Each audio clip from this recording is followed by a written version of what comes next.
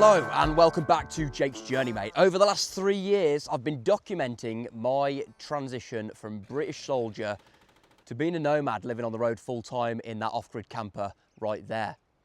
Now, we've done many adventures, from walking the length of Great Britain to taking this on some pretty gargantuous road trips through Scotland, taking it to places it probably shouldn't have been.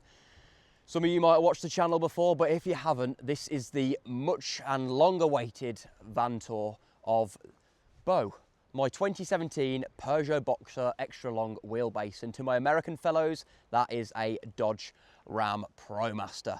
Now, let's get into it. See what's in the garage, see where we might shower, see about the cooking, see about the heating, the solar panels on the roof, and the off-grid ability of this beast. Please follow along for the rest of this video, and let's check it all out together. Now, it doesn't look like a standard van on the outside, but that's what it was when I bought it. It was actually a tyre delivery van. Now, on the roof, you can see that it's sporting a Rhino roof rack. Now, that's a steel roof rack. It's rather heavy, but it gets the job done to sport the solar up top. On the side of the van, you can see the windows that we're using. In hindsight, for the winter, they're not the best, but they do look cool and they give you a nice transparency out the side. They are glass, they're not double glazed, hence why I say that they're not the best in winter.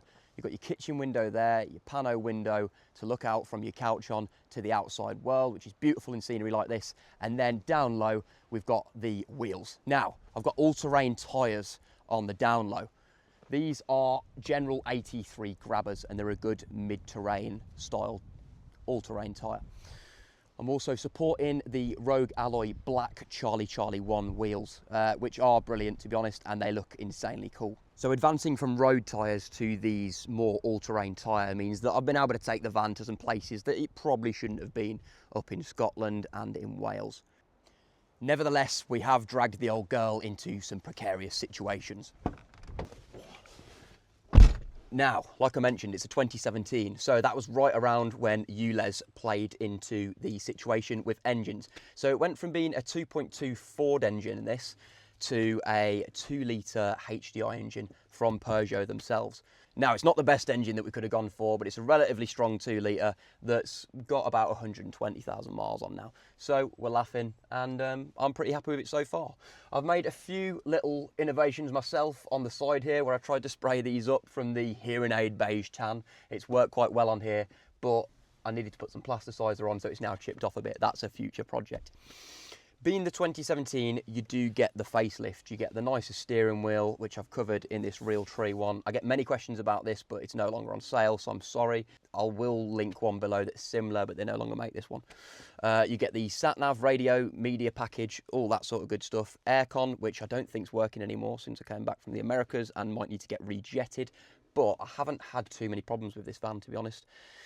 I do rate it, and I'm not sure if the Fiat Ducato do the extra long wheelbase, but if they do, probably go for that engine over this one, because it's a 2.3 chain-driven engine rather than a dry belt with a chain in the top end. But yeah, that's pretty much all to show you in the cab, apart from this seat swivels. So in the front end, these originally come with a triple seat. I swapped this out for a second driver's seat, which I've put on a swivel base. Activate it, swing it forward, all the way back. Good to go. And then you can have that like that, sideways, put your feet on the driver's seat, but it just gives you a little bit more room in the front end and brings you into the cab. This originally had a bulkhead in, no longer, that's gone, and you can walk straight through. Also, it helps in the winter because you've got the cab heaters on while you're driving, helps warm up the back of the van. Another thing to mention in the cab is this drying line that I've just hung between the two hand grips. Now, that's just a piece of paracord. It means I can hang my towel on there, pants, socks, whatever that might have been washed in the sink, or any drying that needs to be done. Now, it's just good. It gets it out of the van, into the cab, and sort of out of the way of doing your cooking and all that sort of pish. Also to mention, I've got a quad lock in the front on the windscreen. It's always easy to just jump in, and I've got it on the back of my phone, just clip straight on, bish bash bosh, you're off, you're away, you're on your Google Maps, and you're out of there, on to the next adventure. Right, so now we're moving on to the rear, the home, the little bit in the back that I've laid my head for the last 3 years. Come in, check it out, have a brew. Let's see what's going on. So, welcome in to the humble abode. I'm going to start you off with this side of the kitchen. Now, this was a necessity. This was a bit of a passion project. Now, it's built fully out of pine and then painted on the front. But I wanted something that gave us the ability to work from the cab so we can be segregated. Me and both my girlfriend live in here. So one of us can edit at the back on the laptop and one of us can work in the front over here. So I designed a flap up that's actually been a little bit of a later installation. It flaps up like so. You can sit on your passenger seat, pull yourself in, set your feet down there and tap to tap tap on the lappy T for as long as you need to. It also works and is my sort of flap up that I chuck the washing up on. That means then that I can have your washing up through your sink and then you're drying up on this side. We try and make a habit of getting the washing up done the night before, so the next morning you can grab your kettle from the other side of the kitchen, fill your water up, get your brew on, and you've got your morning coffee good to go. Now, a lot of people ask about showers, how do you keep yourself clean? A big part of van life is remembering that you don't have an unlimited amount of water. So what we've got here is a good old-fashioned sink where you get your wet wipes out, those sort of towels that come as tablets and explode themselves up into a makeshift flannelette or whatever you might call it. If you're feeling a shower, you can grab your retractable tap.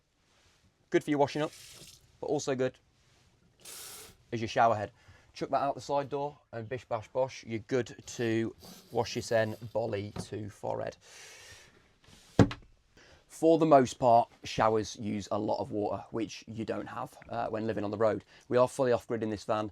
We've got electric and gas. We can refill our gas. It only needs refilling every 3 months, but I'll get onto that in a minute.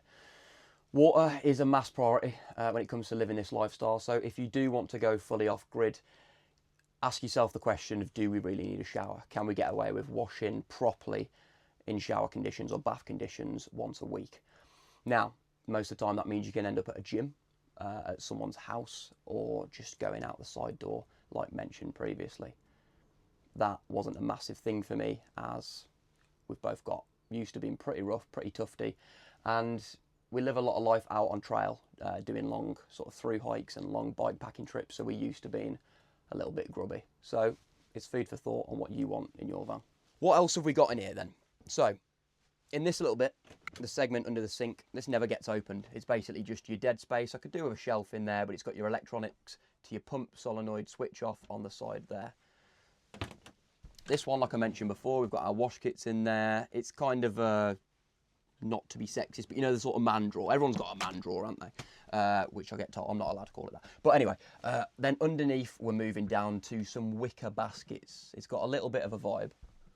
Don't grasp me up to the SQMS, just saying. On this end, we've got the sort of health basket. You know, it's got your sort of cod liver oil tablets in, your sort of reishi mushrooms, all that sort of stuff.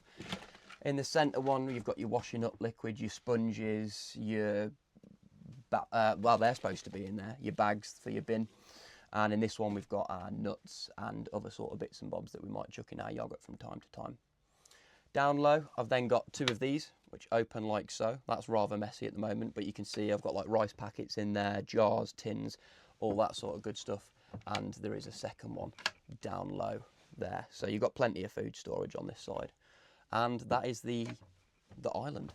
It's pretty good. Now, the big side of the kitchen. This is where the oven is. It's where we've got a lot more prep space for doing your veggies and all your sort of bits and bobs. This oven is the Thetford triplex. Now, it's used by pretty much most van life, as you can see. Please don't judge, because we had sausage sandwiches before we started filming this video. You've got 3 hobs on top, and then you've got an oven and a grill down low. So it's a great bit of gear. This is the only thing that runs off gas in the van. And we tend to go through a gas bottle, a 13 kilogram gas bottle, every 3 months. Now, down the back side of there, I've got stuff like the sweeping broom for doing the floor, because believe it or not, it's extremely annoying how much dust and shite collects on the floor. On a daily, you probably sweep about 5 times. That's the entire floor out of the van. It's, yeah, if you know, you know.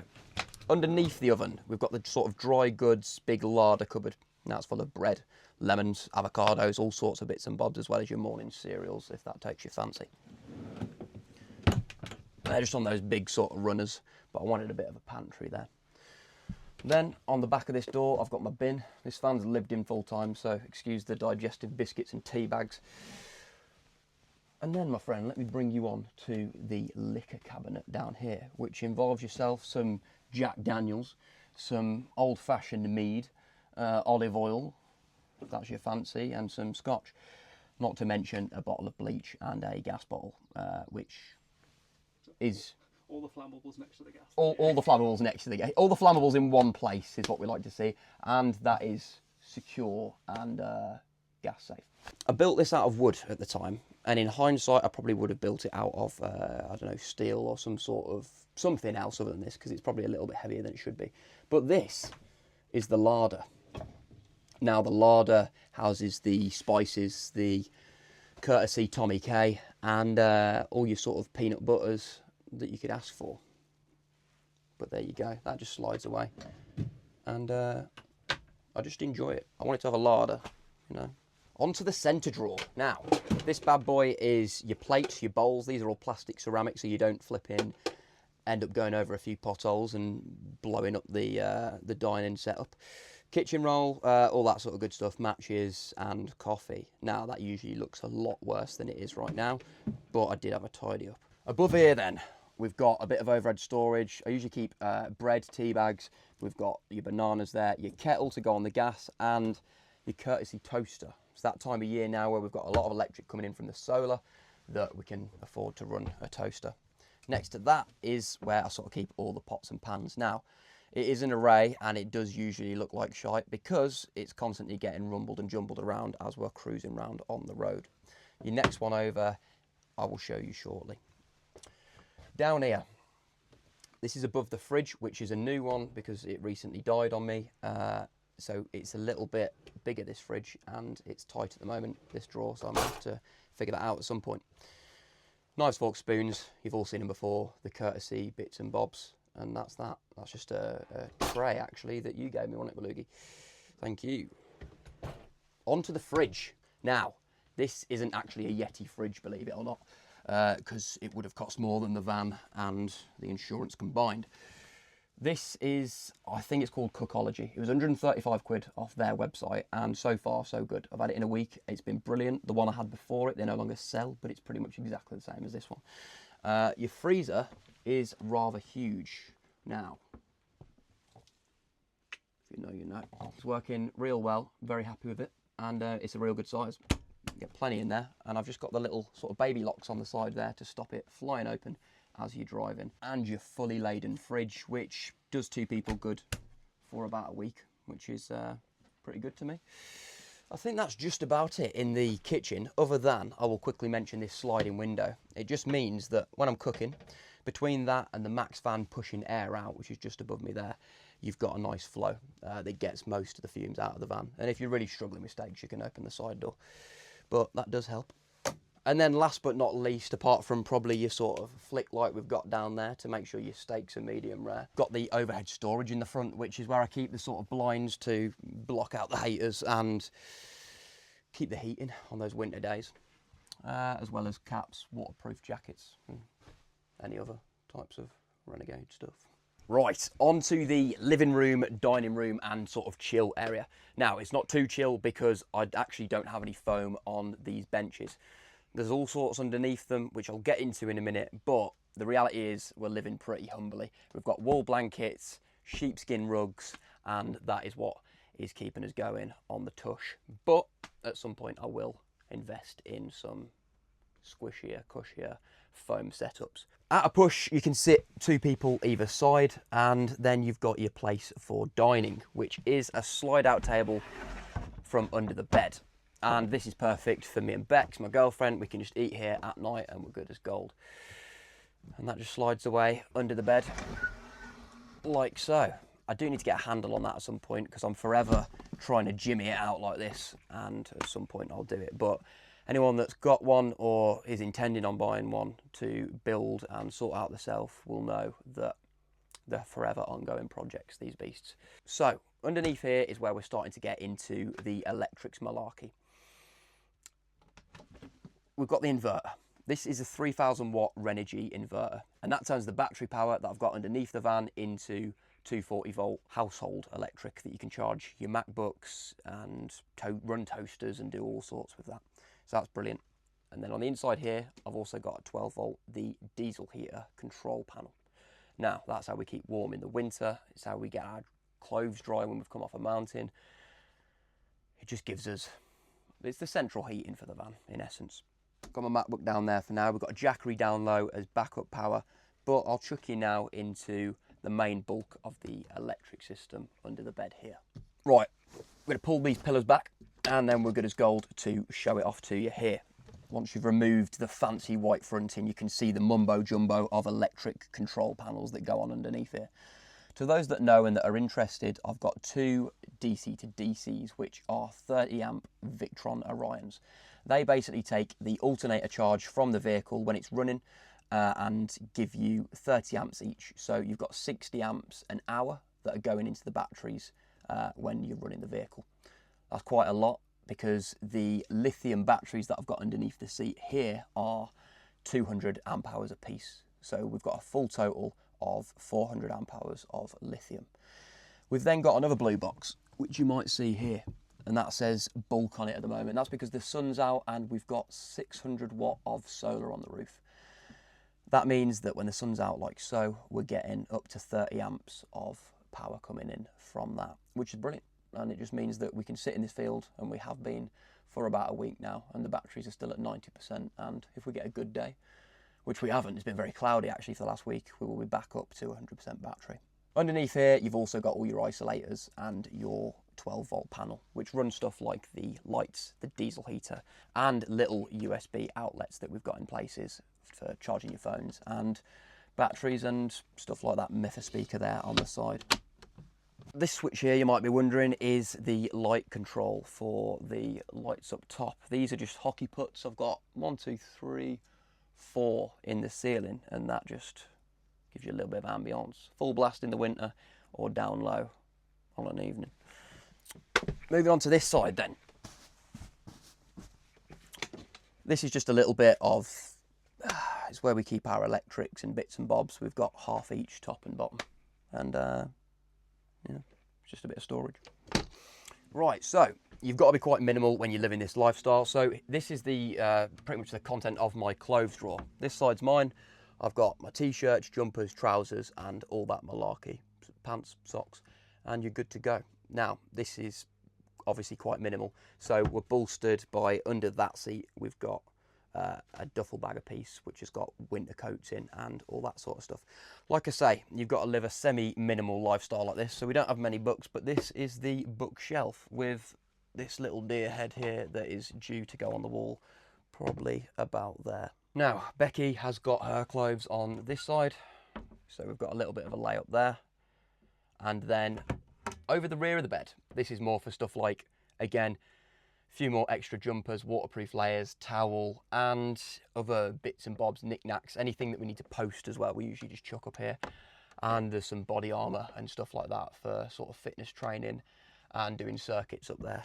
And then the centrepiece, the bed, which is a huge storage setup. Underneath here we have the garage, which we can access from the rear. And the dimensions of this are about 190, which is your standard double bed, and the width is about 126 centimetres.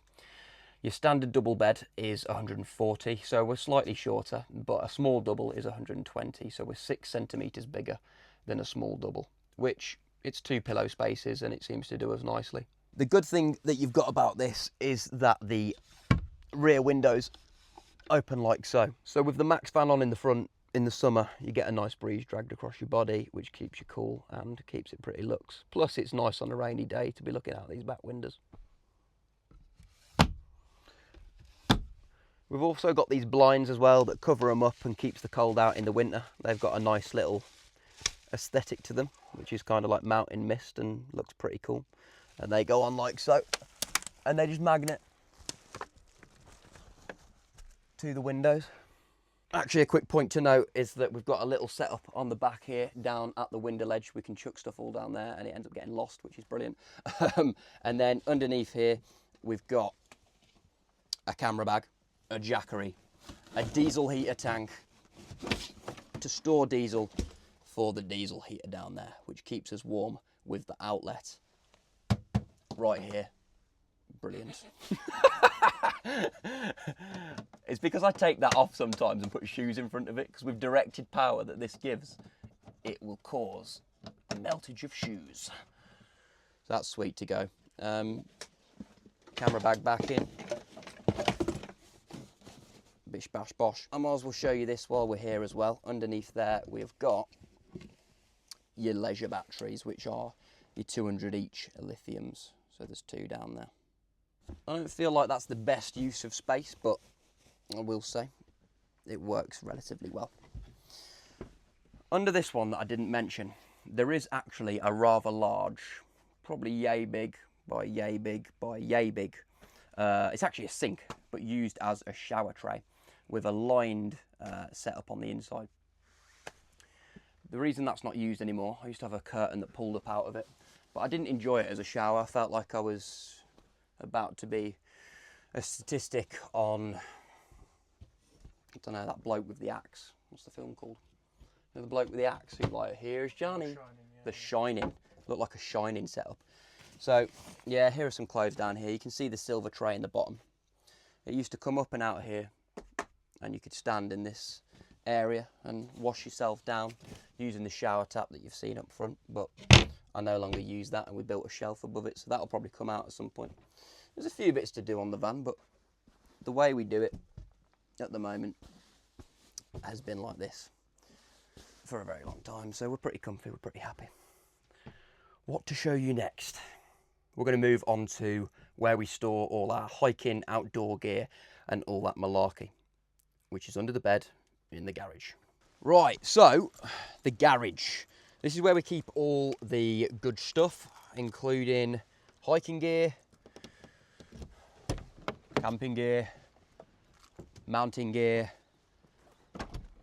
and backpacks, as well as recovery for the van if we manage to get ourselves stuck. Now, first off, the rear doors, you've seen them earlier. They've got those slide back windows, which are brilliant, have been very useful. I think they were an eBay purchase, but I'll leave all this stuff linked below.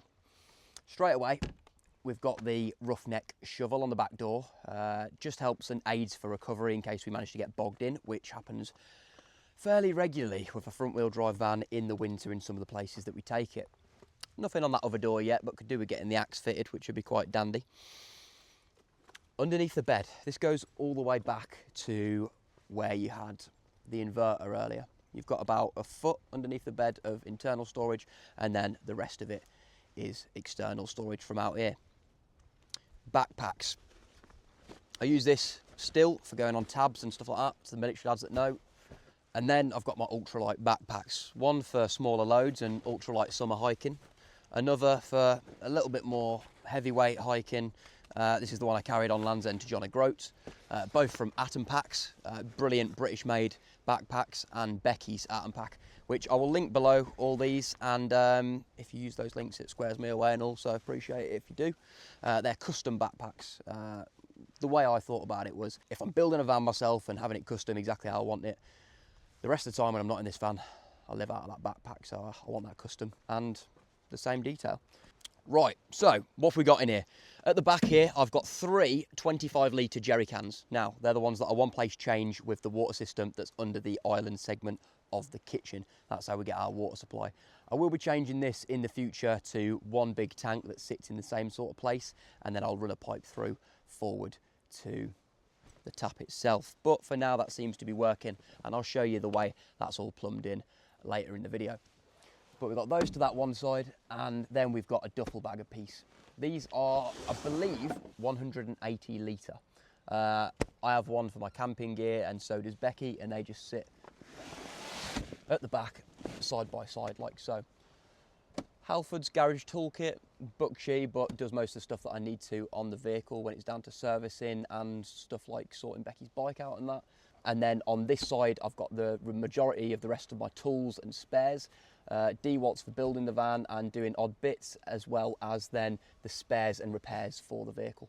This side is currently a little bit messy. It is the bushcrafty corner. A few little projects I've got running sideways there.